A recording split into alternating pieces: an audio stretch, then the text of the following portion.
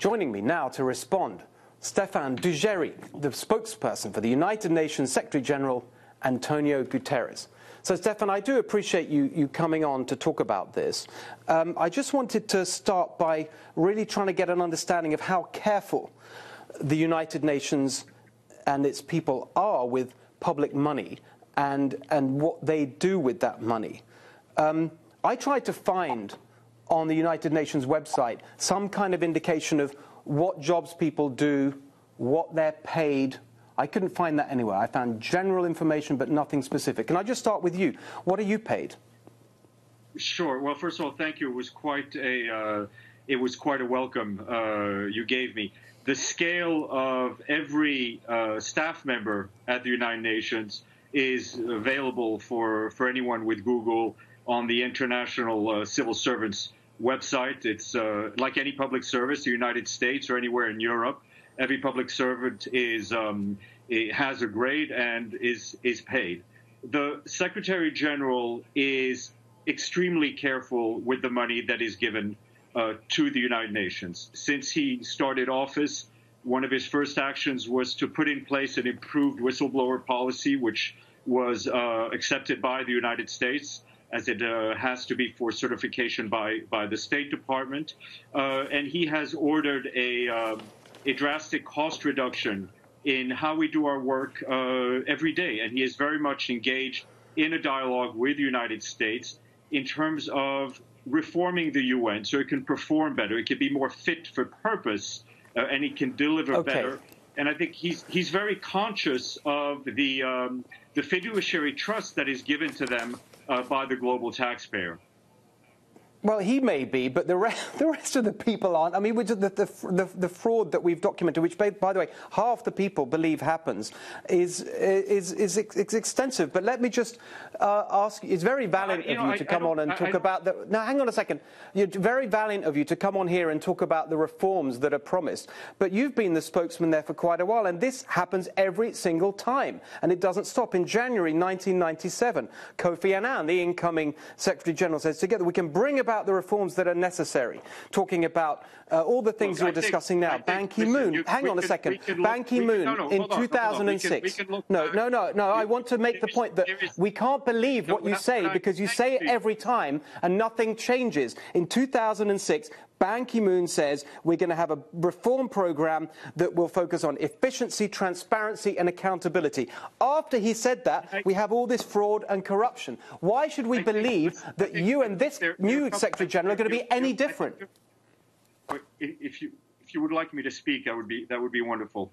I think there are a number of points to make. One is that reform and improving an organization is a constant process. And if you look back to the lessons learned from the 90s, for example, we have vastly improved our procurement department with active blacklists, better training, much stricter control on how we do procurement. We are an organization of men and women, like any organization in the private sector, made of people who, some of them, are unfortunately, very few of them, tarnish the great work that others do. We have been very tough on pursuing fraud if fraud is found. Many of the reports that you cited are, in fact, the results of the UN's own investigations. And I would add that... But it still goes on. It still goes on. Sorry, I would add that, you mentioned the case of John Ash. John Ash was not a staff member of the United Nations. He was a diplomat representing his own country. So the United Nations Secretary General had nothing to do with John Ash. Whenever there's been cases of corruption, either that we've discovered, we've brought them to the attention of judicial authorities, or why don't you, instead of cleaning it up, after the event, why do you think it's okay for American taxpayers to keep shelling out for this? I want to ask you about the travel. Wait a second. When you travel, I want to ask you a specific question. When you travel.